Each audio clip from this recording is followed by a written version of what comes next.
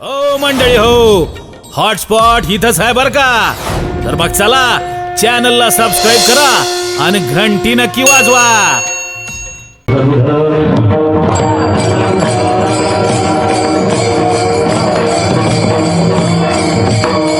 अधिक स्पष्ट करायला मला वेळ नाही. अभंगाचं चिंतन करायचंय कारण एकच म्हणजे आजचाच दिवस आहे. व्यापारी माणसं आहे सगळी, धर्मशाळेवर हुशार माणसं आहे. विनाकारण जास्त खर्च कसा करतील, काय अडचण होती का? 7 दिवस केला काय हरकत होती?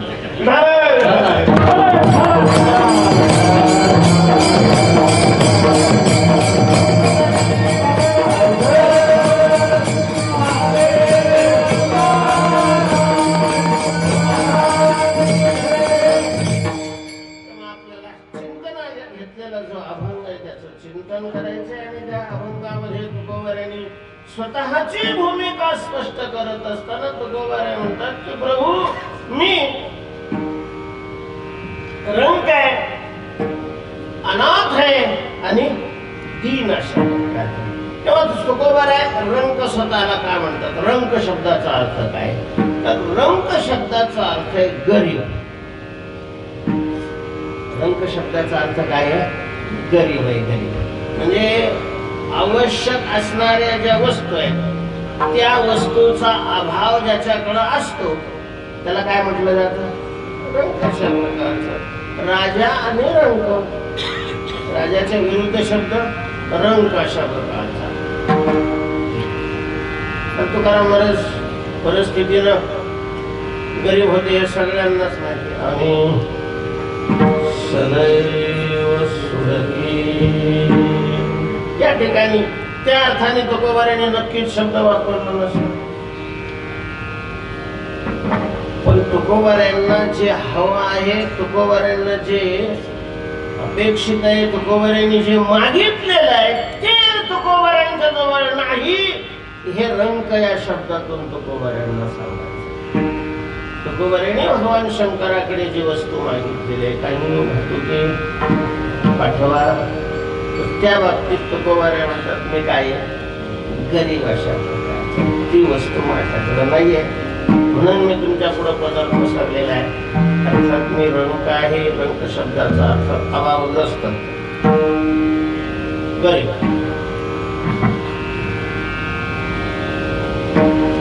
दीन शब्दाचा अर्थ आहे असहाय. एखादे फुले द्राक्षाच्या बागेत बसले, द्राक्षाची घड खाली लोंबत आहेत, पिकलेले द्राक्ष. त्याला द्राक्ष खूप आवडतात, त्याला द्राक्ष खावे वाटतात. त्याची उंची आपली कमी आहे, घड वरती आहे. उडी मारून बेजार होतं, पण त्याचं तोंड काय द्या घरापर्यंत जात नाही. म्हणजे मिळवावं वाटतंय आणि मिळत नाही. खूप प्रयत्न करूनही मिळत नाही. मिळालं नाही म्हणजे जी स्थिती, जी दशा होत असते त्या दशेचं नाव काय आहे? दीन. आणि मग गरीबच दीन असतात असं नाही.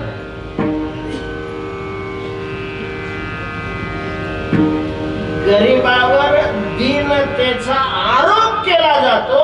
खरं असं आहे की त्याच्याजवळ खूप आहे आणि खूप असूनही त्याला हवाय ते मिळत नाही, ते जास्त दीन आहे.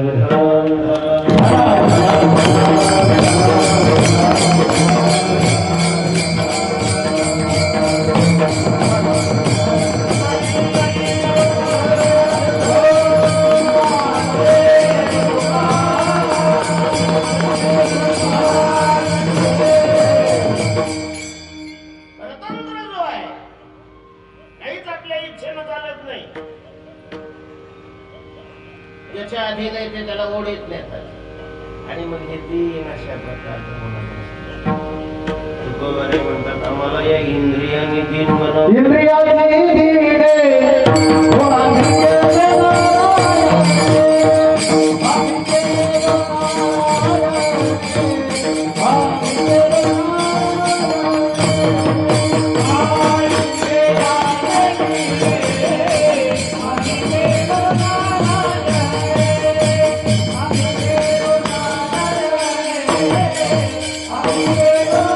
Oh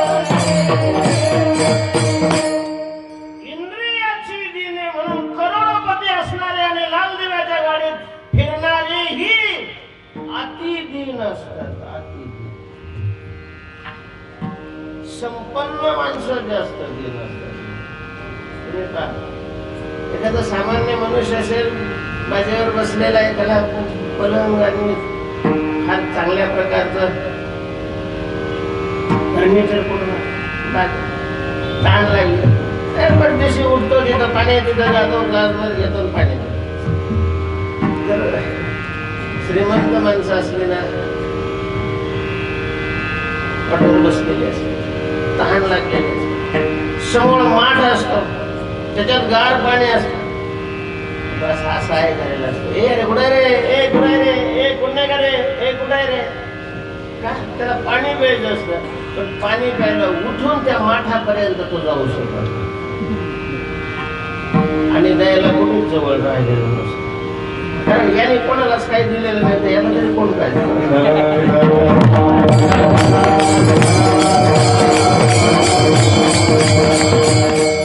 जगात मंडी आहे. तुम्ही काय केलेलं आहे?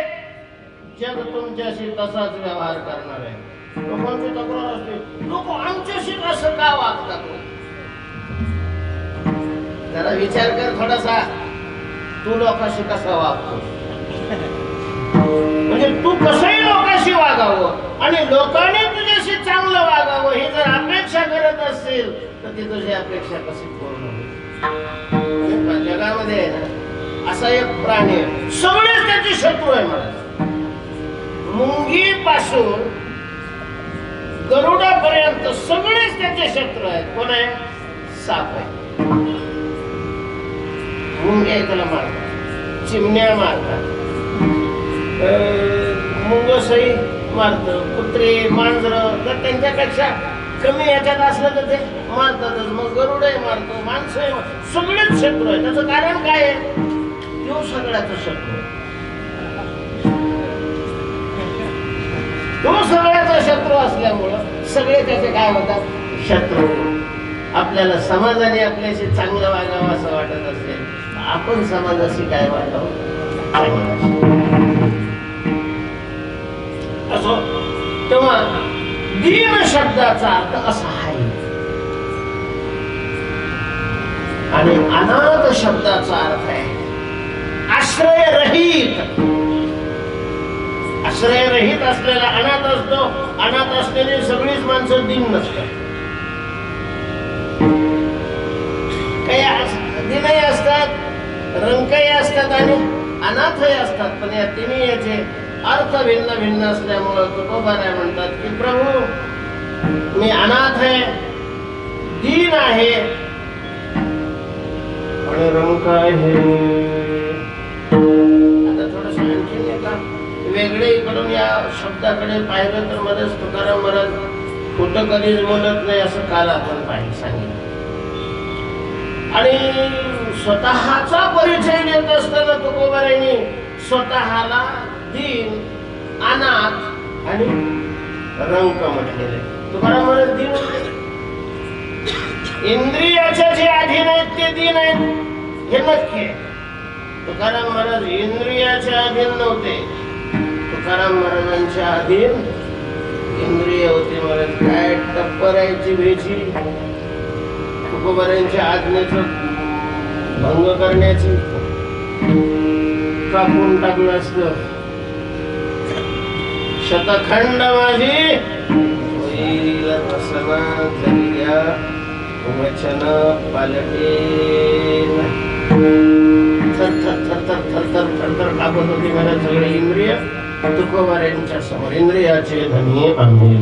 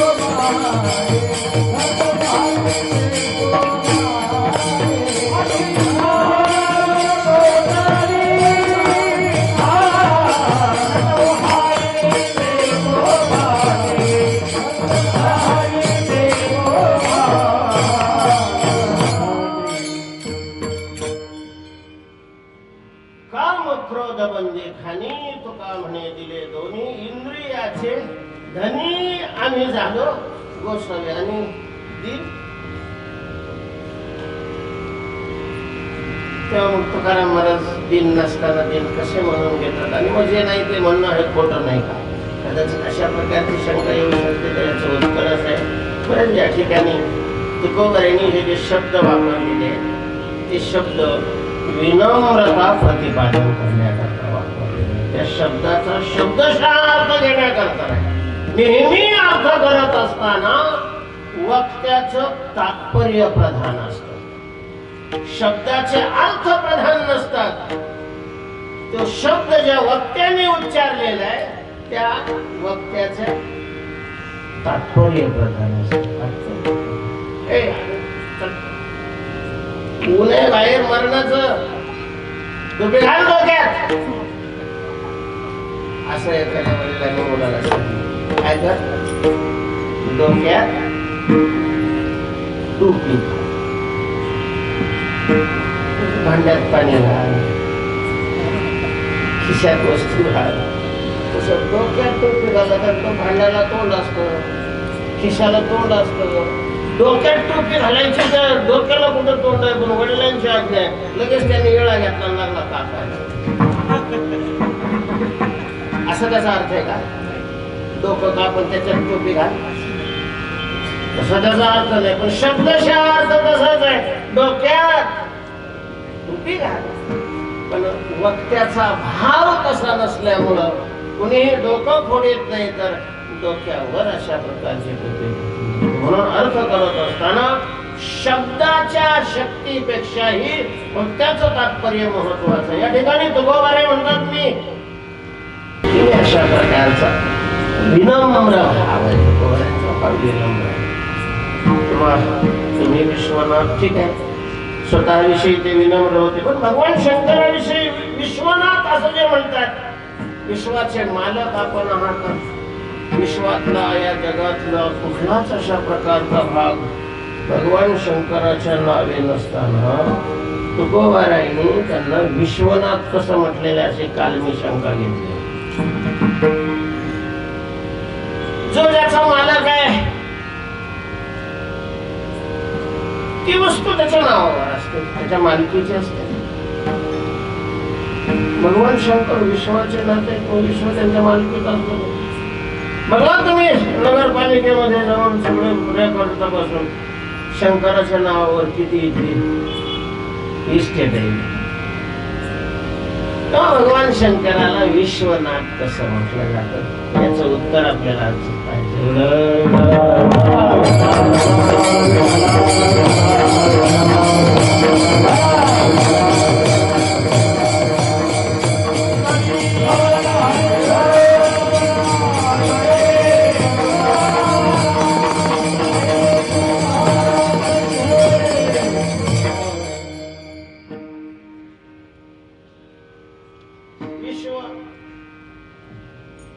वस्तू आहे तेव्हा या विश्वाचं मालक कोण आहे सगळे आपण विश्वामध्येच मोठे ज्या स्टेजवर आपण उभा राहिलो ते स्टेज विश्वातच आहे खालचं गालीच्या ही विश्वामध्ये आहे त्या माईक समोर आपण उभा राहिलेलो आहे ती माईक विश्वामध्ये हे सगळंच विश्व आहे आणि या विश्वाचे मालक आहेत भगवान शंकर असं तुकोबारायांचं म्हणणं आहे ते मालक कसे आहेत ही शंका आहे काय त्या मालकीविषयी थोडस जर खोल जाऊन बारीक विचार केला तर जरा संभ्रमच आपल्याला निर्माण होईल वरवरून पाहिलं तर मग काही नाही वाटत काय झालं होतं कालीच्या कीर्तनातला प्रश्न आहे यशोदेकडे गाढाणे देण्याकरता ज्या वेळेला त्या गोकुळातल्या स्त्री आल्या त्या एका स्त्रीनं यशोदेला सांगितलं यशोदे तू माझ्या गालाकडे पहा तुझा गाल सुजलेला होता यशोदेने विचारलं का गाल सुजलेला आहे मोहळ्याची माशी चावली या वयात तुला शोभत का मोहळ म्हणायला अगं नाही ग यशोदे, जरा नीट पाय, माशी नाही चावलेली. यशोदेनं पाहिलं तर तिच्या गालावर बोट उमटलेली दिसत. अगो बाई, बोट उमटले म्हणजे तुझ्या गालावर मारलंय कोणीतरी. नवऱ्याचं नाव, माझा नवरा भोळा शंकर आहे. दुगडीत होतो माझी, कशाला वेगळा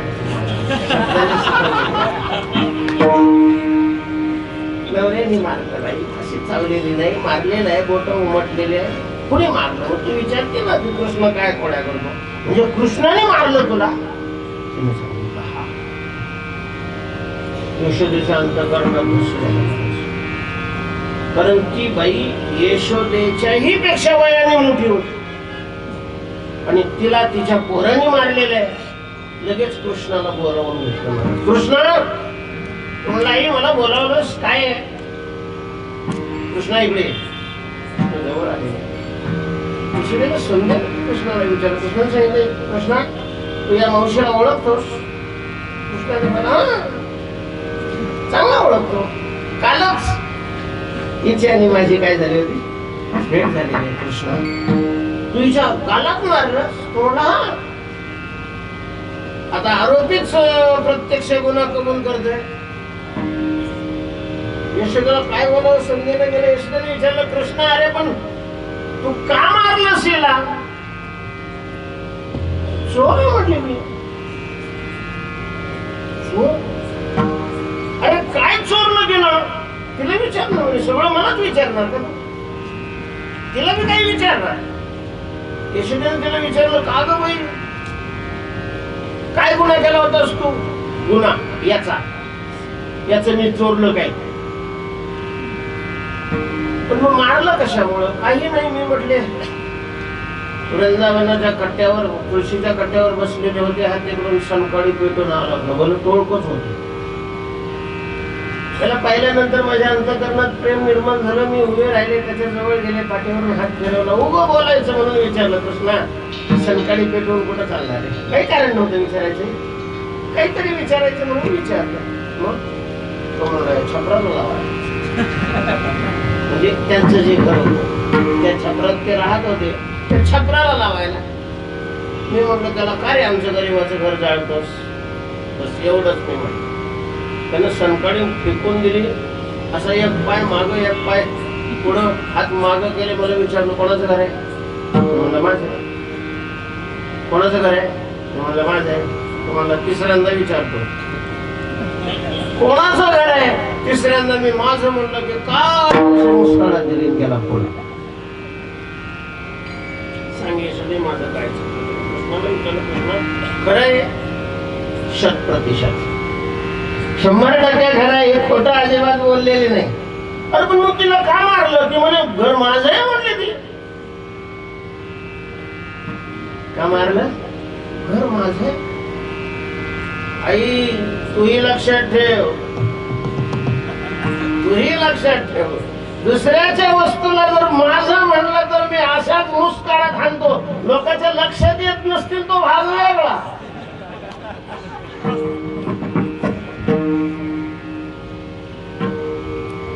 यशोदेचे लोक चालवले गेले. ते म्हणजे कृष्ण, अरे ती त्या घरात राहते, त्या घराला माझं म्हटलं तर ती चोर कशी काय? ती दुसऱ्याच. कृष्णाने सांगितलं, आई हा तर प्रश्न आहे, घरच सोड. ज्या शरीरात आपण राहतो त्या शरीरालाही कुणी माझं म्हणलं तर मुस्काडत बसते. शरीरात आपण राहतो हे ठीक आहे, शरीर आपलं कसं काय? अरे मग तू कोणाच आहे? वस्तूवर सत्ता कोणाची? कोणाचं मानायचं? माझं शरीर आपण म्हणतो माझं आहे, म्हणजे शरीरावर आपण स्वतः आपली सत्ता सांगतो. पोरग म्हणतो माझा आहे बाप, पोरग सत्ता सांगतो. बहीण सत्ता सांगते, बायको सत्ता सांगते, सरपंच सत्ता सांगतो, आमदार आहे. कोणाचं नेमकं? एका इस्टेटीचे एवढे कसं काय वार होतात? नेमकी कोणाची वस्तू आहे? शेतावर सुद्धा माझं शेत आहे. कशावरून तुझं आहे? सातबारा आहे. तू जन्माला होता त्यावेळेस नव्हता, त्यावेळेस शेत होतं का नव्हतं? आपला ज्या वेळेला जन्मच झालेला नव्हता त्यावेळेला आज ज्या शेताचा सातबारा आपल्या नावावर आहे त्यावेळेस शेत होतं का नव्हतं? मग आपण नव्हतो तेव्हा जी वस्तू होते ती वस्तू आपली कशी काय होईल? अरे व्यवहार म्हणून ठीक आहे म्हणायचं, पण ते केवढा मोठा मूर्खपणा आहे हो. ज्या वस्तू आपल्या जन्माच्या अगोदर होत्या त्या वस्तू आपण मेल्यावरही राहणार आहे, ती वस्तू माझी असं कसं काय म्हणणार, समजणार आपण? ठीक आहे, तुम्ही तिथे राहता, मग तुम्हाला राहण्याकरता ती वस्तू हे ठीक आहे, माझी कशी काय म्हणता येईल? म्हणजे कोणाची आहे? वस्तूवर सत्ता कोणाची? हे विश्व आहे, या विश्वाचा मालक कोण आहे? कोणाची आहे सत्ता? सत्ता कोणाची? मला वाटतं रथ सप्तमीला उपवास केला जातो, ऋषीपंचमीला उपवास करतात महिला, आणि त्या उपासाच्या दिवशी पूजा करण्याकरता ती जमीन सारवली जाते. ती सारवायची असते ती शेणाने, आणि तीही गाईच्या नाही, म्हशीच्या शेणाने सारवायची. आता काय शहरामध्ये उपास करणारे जास्त, म्हशी कमी. पूजा करायची तर सगळ्यांना म्हशीचं शेण पाहिजे, ठीक आहे, थोडं का असत नाही पण पाहिजे. त्याच्यामुळं मागणी वाढली, माल कमी झाला की भाव वाढला. म्हणून म्हशीच्या शेणाला असा काय भाव आला, तोळ्यावरही काय लागलं. सोनाराची दुकानं बंद, कारण तिथले काटे सगळे म्हशीवाल्याने आणले.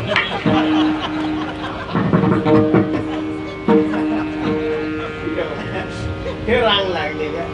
आता एवढा जर भाव शेणाला आला तर त्या म्हशी ज्यांच्याकडे काठी घेऊनच ना त्या उभ्या. दुसऱ्याने कोणी चूक, एका बाईकडे 15-20 म्हशी होते, रात्रभर जागे होते, ते जेवढं शेण निघालं तेवढं बाहेर दुकानात वाढले, सोडल्या. काही मसाडाला घाण सवय असते, खातात घरी, ते बाहेर जाऊन कार्यक्रम करतात. माणसं बाहेर खातात आणि घरी येऊन कार्यक्रम करतात.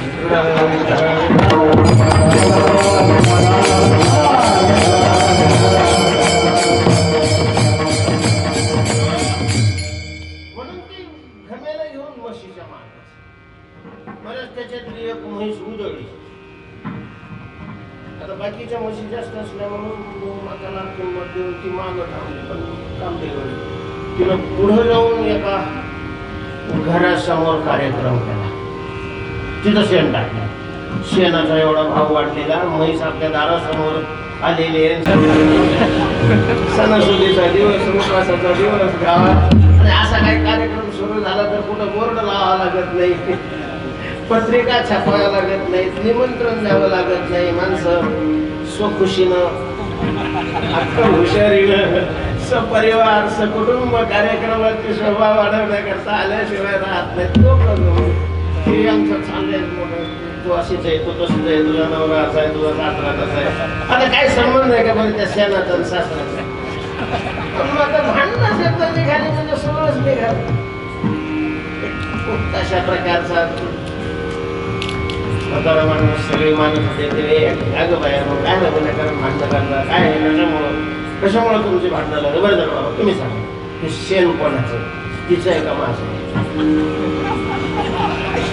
आता तो सभ्यग्रस्त होता, तो शेणाकडे पाहतोय, त्या दोघीकडे पाहतोय. त्यांचा एकच प्रश्न होता, ही तेच विचारित होती, ती तेच विचारित होती की हे शेण कोणाचं आहे? ती म्हणते माझं आहे, ही म्हणते माझं. त्याला वाटलं असं काय भानगड आहे, म्हणून त्याने खाली बसून वास घेऊनही पाहिला, आणि मग त्याने निर्णय दिला, आता खरं सांगू, हा खरं सांगा, शेण कोणाचं आहे? ते म्हणे हे तुझंही नाही, हे म्हशीचंच आहे. खरं आहे का खोटं आहे? शेण कोणाचं आहे? ते म्हशीचं. काय म्हशीचं आहे? म्हशीने त्याला त्या शेणाला उत्पन्न केलेलं आहे. बऱ्याच कार्यावर सत्ता ही उपादान कारणाची असते, उपादान कारणाची. म्हणून विश्वाचा मालक कोण आहे? ते सातवारण फेतवारा असे सातवारी किती काय बदललेले आहेत, पेटलेले आहेत. या विश्वाची निर्मिती करणारा जो उपादान कारण आहे त्याच्या मालकीचा विश्व. काय वाटतं तुम्हाला? हा शर्ट आहे, कपडा आहे, कोणाचा आहे कपडा? तर हा कपडा तंतूच आहे. ज्या तंतूपासून हा कपडा बनलेला आहे त्या तंतूच आहे. कारण तंतूने जर इथून निघून गेले तर राहील का कपडा? पूर्ण सत्ता ही उपादान करण्याची कार्यावर असते. तसं हे विश्व ज्या कारणापासून निर्माण झालेलं आहे, विश्वावर त्या कारणाची सत्ता आहे. आणि हे विश्व निर्माण कोणापासून झालेलं आहे? आता हे फार मोठा विषय आहे. सर्वसामान्य माणसं त्या भानगडीत पडत नाही, पण मोठे मोठे विद्वान लोक त्याचं संशोधन करायला लागलेले आहेत. दर्शनकार त्यांना तत्वज्ञानी म्हणतात. कोणी आरंभवाद मांडलेला आहे, कोणी स्वभाववाद मांडलेला आहे, कोणी विवर्तवाद मांडलेला आहे. पण उपनिषद, पुराण आणि संतांचं असं म्हणणं आहे की या विश्वाचं उपादान कारण ईश्वर आहे. त्यालाच देव, त्यालाच परमात्मा अशा प्रकारचं म्हणतात. यतो वा इमाने भूतानि जायन्ते, दयापासून सकळ मही मंडळ हे झाले. ईश्वराने हे जगत निर्माण केलेलं आहे. ईश्वर या जगाचं अभिन्न निमित्तोपादान कारण.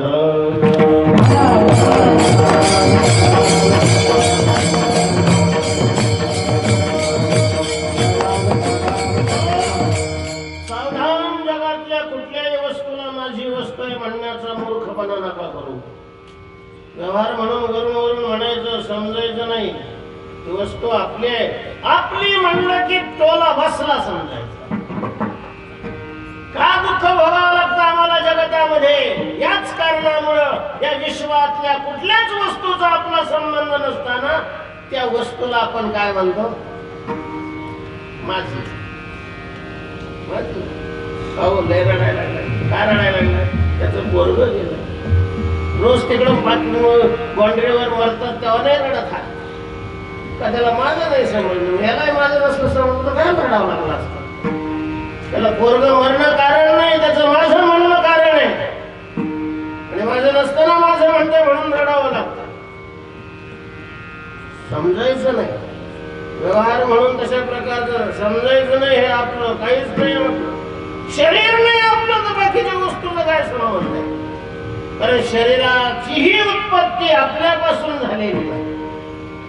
हे कोणाचं आहे? सगळं विश्वाला, सगळं देवाचं आहे. हे सगळं भगवान शंकराचं आहे. कारण भगवान शंकराला ईश्वर मानून हे स्तवन असल्यामुळं ईश्वराच्या मालकीचं हे सगळं विश्व. भगवान शंकर ईश्वर आहे. तुम्ही विश्वनाथ, तुम्ही विश्वनाथ. महाराज आपल्या ठिकाणी अहंकारच राहणार नाही. केवळ तुम्ही विश्वनाथ हे जर आपण आपल्या बुद्धीला पटवलं आणि त्याप्रमाणे बुद्धीने मान्य केलं, मुक्तच दुःखरहित जीवन होऊन जाईल आपलं. जर तुम्ही विश्वनाथ एवढंच आपल्याला कळलं, पटलं आणि मान्य झालं तर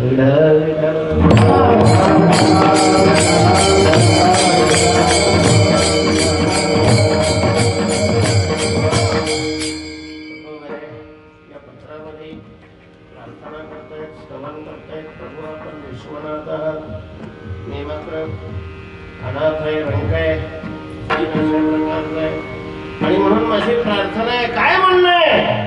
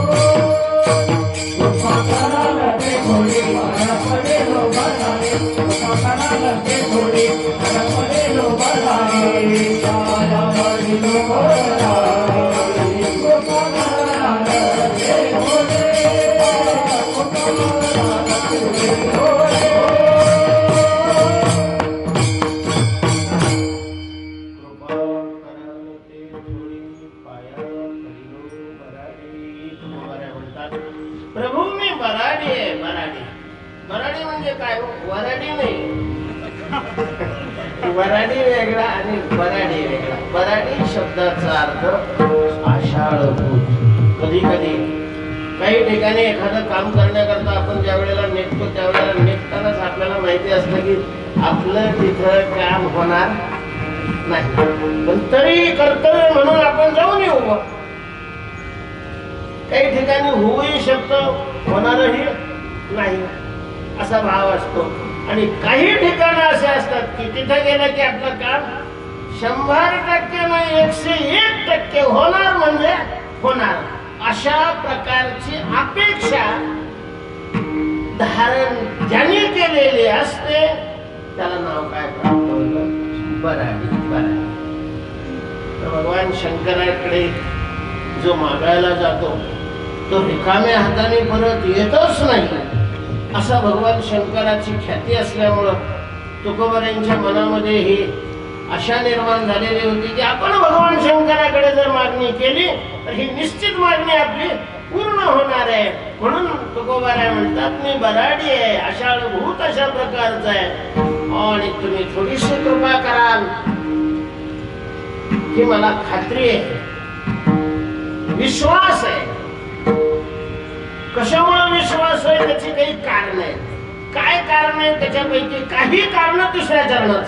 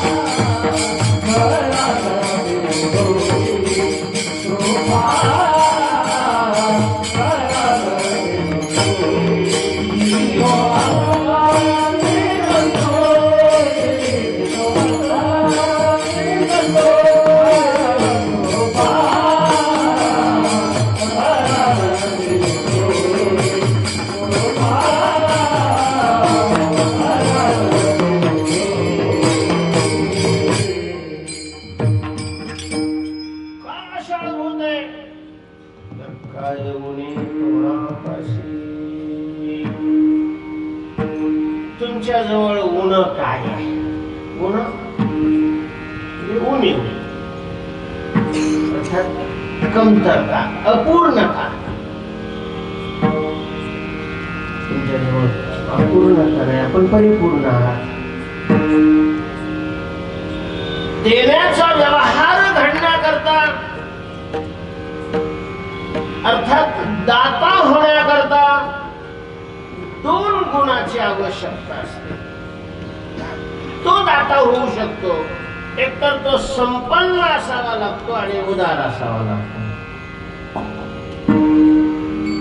दातृत्व हे त्याच्या गळ्यात माळ घालत असतं की जो उदार आहे आणि संपन्न आहे. काही माणसं उदार असतात, संपन्न नसतात. काही माणसं संपन्न असतात, उदार नसतात. काही उदारही नसतात, संपन्नही नसतात. काही उदार असतात आणि संपन्न असतात. तेव्हा दातृत्व त्याच्याकडे येण्याकरता औदार्य लागतं. म्हणजे औदार्य शब्दाचा अर्थ देण्याची इच्छा असावी. औदार्य हा गुण आहे महाराज, फार मोठा गुण आहे. गुणवर्य असा शब्द ज्ञानोबरांनी त्याकरता वापरलेला आहे. भगवंताच्या षडगुणामधला हा एक गुण आहे. ऐका, यश श्री औदार्य. औदार्य औदार्य सगळ्याच्या ठिकाणी नाही असू शकत. म्हणून भगवान पांडवाकडे राहायचे, पांडवाच्या हिताची सतत अपेक्षा करायचे, पण औदार्याचा प्रसंग आला की वर्णन करण्याचं करायचं. कर्दन वेळेला अर्जुनाने ऐकलं, खवळला अर्जुन. सख्य भक्ती होती, त्याने सांगितलं, अरे आमचं खातो आणि वर्णन शत्रूचं करतो. तुला कर्ण उदार दिसतो नाही, आमचा राणा नाही उदार, धर्मराज नाही उदार. सकाळी उठल्याबरोबर त्याच्या दारामध्ये याचकाची रांग असते, ती नाही तुला दिसत. तुझ्या तोंडात कधी धर्माचं औदार्याच्या बाबतीत नाव नाहीये. उठलं की सुटला, उठलं की सुटला. त्या कर्णाचं वर्णन करतो. भगवान म्हणतात, तुझा दादा दान देत असेल रे, दान देणं वेगळं आणि उदार असणं वेगळं. उदार्याच्या बाबतीत कर्णाचा कोणी हात धरूच शकत नाही. पण कशावर होतो तुला बघायचंय? हा बघायचंय.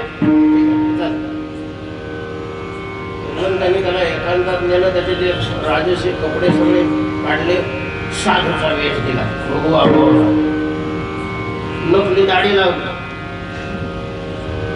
आता भगवान गुरु झाले ना, अर्जुनाला चला बनवलं. गेले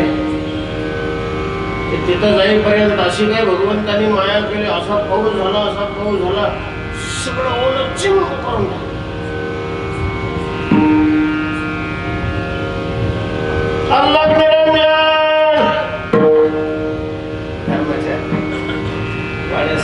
आवाज दिलेला आहे. धर्मराज पळतच आलेले आहेत, महाराज महाराज महाराज महाराज काय सेवा, हमारी मंडळी वापरा पाहिजे, रसोई बना. ठीक है महाराज, तैयार पाठो, सीधा पाठो. अरे सीधा बेटा कुछ नहीं चाहिए, सब है. लकड़ी चाहिए, लकड़ी, सूखी लकड़ी चाहिए, क्योंकि हमारे पास जो लकड़ी थी वो सब गीली हो गई है और गीली लकड़ी से हम सर्व करने वाले. सूखी लकड़ी चाहिए. आपली मराठवाड्यातली हिंदी.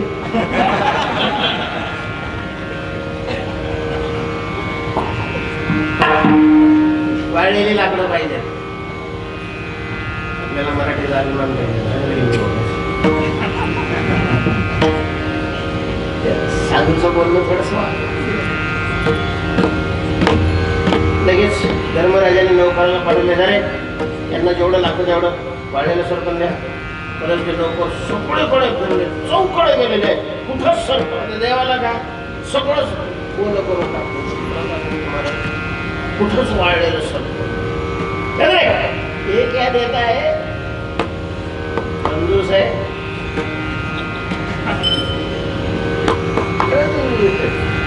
विरक्त राहते ना, त्याला काहीच घेणं राहत नाही कोणाचं. विरक्त असे ते असते काय दुसरे म्हणले, त्याला कोणता गोळायचं असतो, काही घ्यायचं असतं, मग त्याला सायन सायन सायन करावं लागेल.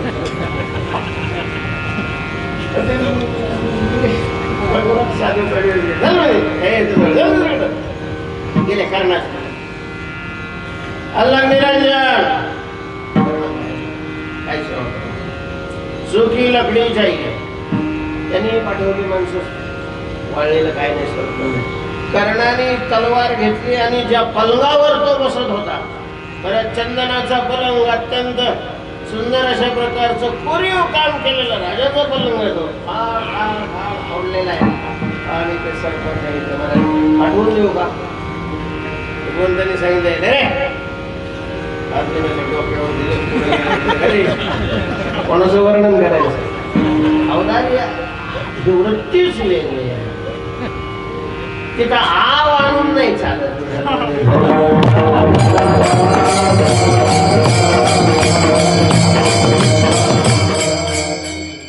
भगवान शंकर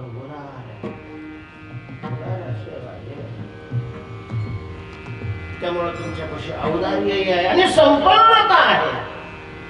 एखाद्याला खूप द्यावं वाटत असलं पण जर नसेलच जवळ काही तर काय देऊ शकणार आहे तो.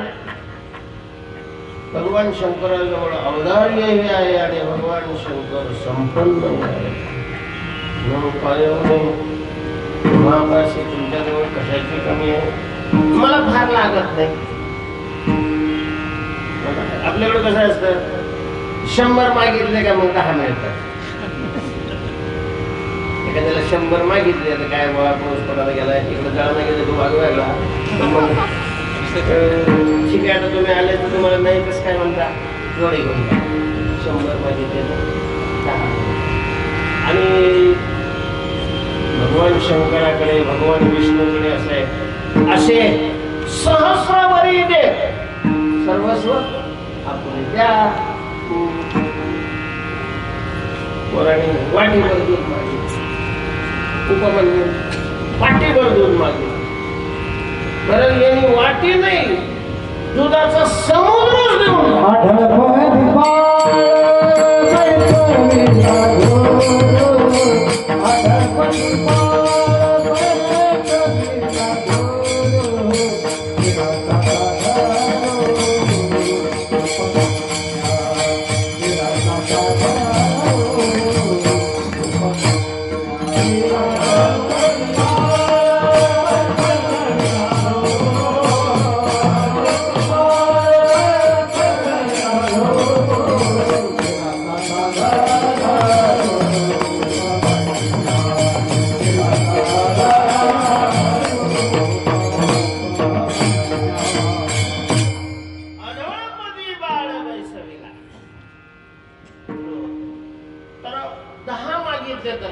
भगवंताकडून मिळतात. म्हणून तुमच्या जवळ काही कमी नाही आणि मला खूप थोडं लागतं.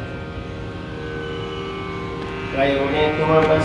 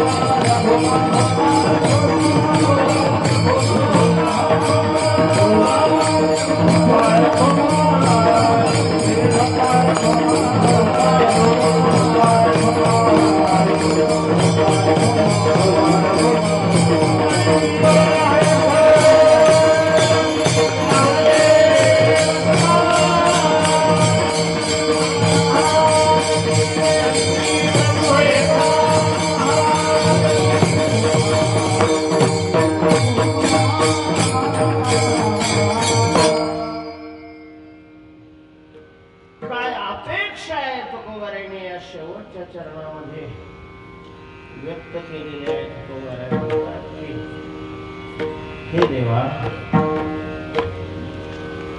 काही भातुकी पाठवा, मला भातुक हवी आहे.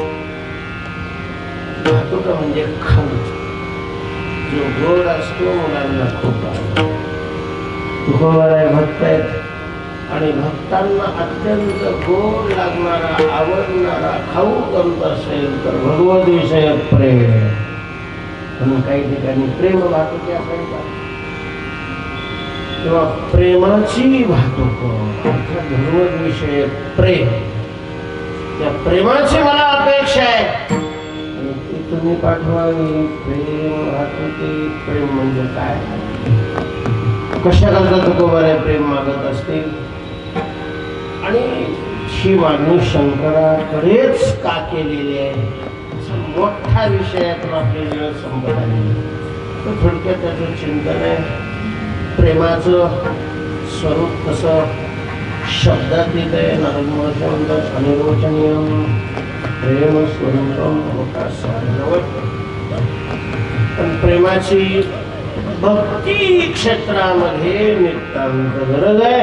भक्तीचा आत्मा प्रेम आहे. भगवत प्रेम नसेल तर प्रेमहीन अशा प्रकारची भक्ती म्हणजे रांडीने जैसा शृंगार केला. प्रेम प्रत्येकाच्या अंतःकरणात भगवंताने प्रत्येक माळकऱ्याच्या, प्रत्येक वारकऱ्याच्या अंतःकरणामध्ये भगवत विषय प्रेमाचा ओलावा द्यावा. आणि या प्रेमाचे गोडावून भरलेले आहेत या संत महात्म्याकडे. आणि त्याच्यातले प्रथम आहे भगवान शंकर. मुख्यतस्तु भगवत कृपा.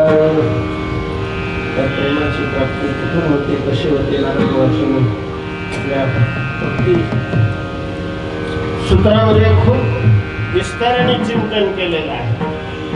भगवान शंकर ज्ञानाचेही परिपूर्ण आहेत, ज्ञानाने परिपूर्ण आहेत, योगाने परिपूर्ण आहेत आणि भक्ती प्रेमाने परिपूर्ण आहेत. म्हणून पहिले ज्ञानी भगवान शंकर, पहिले योगी भगवान शंकर आणि पहिले वारकरी भगवान शंकर.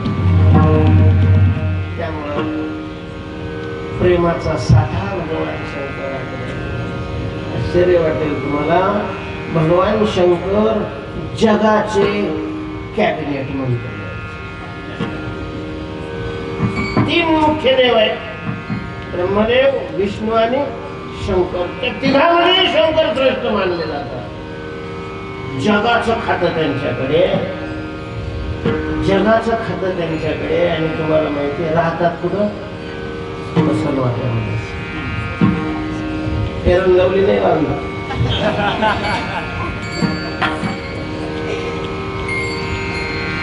चिता भस्मले का, तर भगवंताच्या चिंतनाचं प्रेम आणि चिंतनाला अडथळा येऊ नये म्हणून सगळ्याचा त्याग करून वैराग्य सतत जिवंत राहावं म्हणून मसन वाट्यात. माणसाला मंदिरात नाही लवकर वैराग्य होत, मसन वाट्यात गेल्यावर वैराग्य. बघा तुम्ही मसन वाट्यात गेल्यावर त्या लोकांच्या चर्चा, एखादं तरुण अकस्मात मेलेलं असलं त्याला जर वाटलं काय करलं, काय म्हणलं, त्याला सगळं सोडून जावं. तेवढ्या पुरतं का होत नाही, तेवढं वाटतं. परत गेल्यावर कोणा काय वाटायचं असेल ते का भगवानच्या कृपेतून हालतच नाही. भगवती प्रेम त्यांच्या ठिकाणी आहे, ओथंबून भरलेलं आहे. आणि म्हणून थोडस काही थोडासा भाग आमच्याकडे पाठवा. तुका म्हणे देवा प्रेम भातुकी, काही भातुकी पाठवा, कृपा करायला ते थोडी पायात गणेश्वर.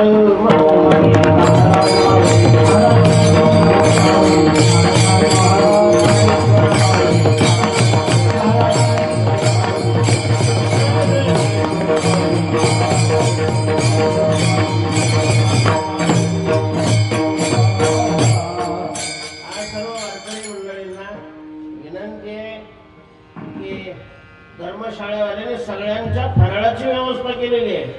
भगर आहे, साबुदाणा आहे, त्यामुळे फराळ करून मग दुसरीकडे जा. आता